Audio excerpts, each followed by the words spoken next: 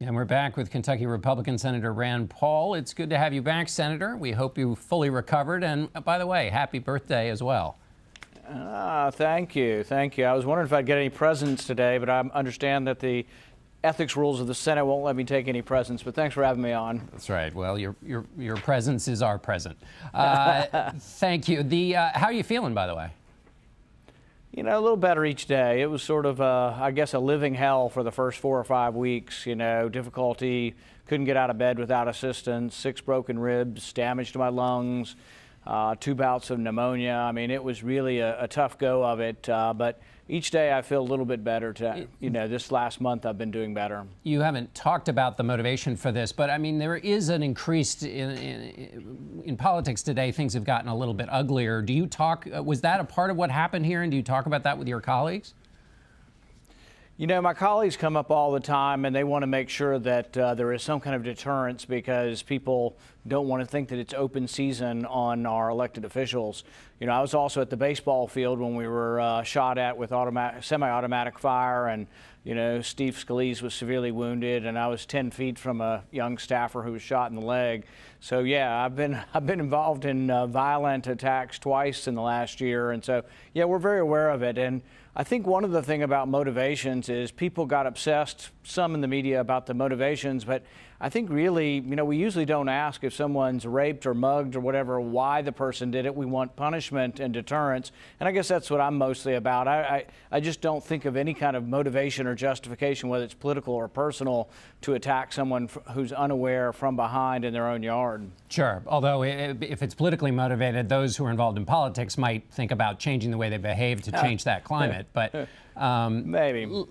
Let me ask you about the climate here in Washington, this new book about the White House, a lot of debate about it.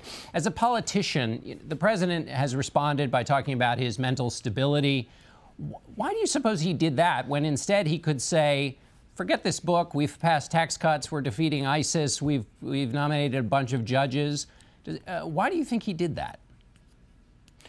You know, I don't know. I guess my first response was this was sort of a gossipy book, kind of like a Kitty Kelly book back from, you know, when I was in high school. I remember her books would come out. Nobody really believed them. They were treated as, you know, sort of like a sitcom or treated as a television show. But they weren't really treated seriously by the media. I do think from my experience, when I look at the president, I've been around the president quite a bit. I've been in the White House quite a bit with him. I can give you one example that I think really shows his great insight and ability to cut through to the chase and do things that ordinary politicians don't do.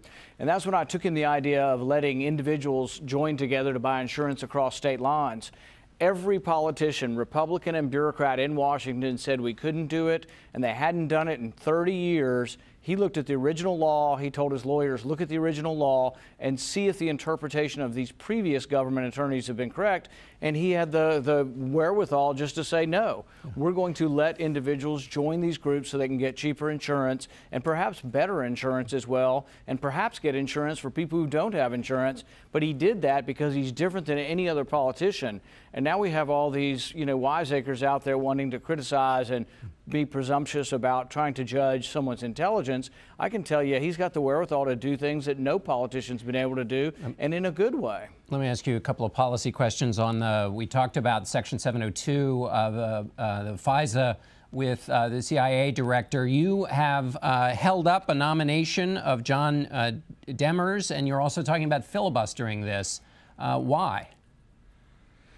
702 is supposed to get information on foreigners, and so we have a lower than constitutional standard. We say, well, the Constitution doesn't apply to people in other countries, and I agree with that. So we collect a massive amount of information on foreigners, but they talk to Americans. So after you gather millions and billions of bits of information, turns out there's a lot of Americans in the database. What we don't want to happen is that domestic law enforcement, policemen and FBI are looking in a database that was collected without constitutional protections, and let's say they decide to prosecute medical marijuana people in Colorado, which is legal in Colorado, but now the federal government's talking about changing their policy and going after them. What if they're searching a database that was collected on foreigners to get incidental information on medical marijuana in Colorado? I have a real problem with that. So they should have to get a warrant before they look at that. And really, none of that information should be used for domestic crime because it was gathered with a less than constitutional standard. So you have a problem with it. What are you going to do? Well, we'll try to stop them. You know, the people on the other side, the CIA director and others, they want permanent reauthorization, no reform. And when you ask them, are you using this for domestic crime? There's a little bit, you know, they kind of say, well, we don't do it very often, but they won't tell you whether they're sort of looking at the information and then not presenting it in court, but using that information to develop what's called parallel construction, develop cases. They want just permanent reauthorization, which to me means no more oversight by Congress. The reason we need more oversight is that people, as Madison said, men are not angels. And we've seen recently how we've had some people in the FBI that had bias against the president. We also have seen now people in the Department of Justice who were married to people that were doing opposition research on Trump. So you can see how people are human and bias could enter into this. And the history of the CIA and the FBI are not without blemish. You know, the Hoover years are a great tarnish. We also had civil rights activists in the 60s illegally spied upon. We had Vietnam protesters illegally spied upon. And we had this great to-do, the Church Commission back in the 70s. And FISA was supposed to rein that in. But now many of us, Senator Wyden and I, have in a bipartisan way looked at this and said, my goodness, we have to defend the Americans' right to privacy. And right now, we're sort of a minority in the Senate. In the House, though, it's close to 50-50. All right, Senator, we're going to have to leave it there. Thanks so much, and happy birthday again. Thank you. And we'll be back Thanks. in a moment.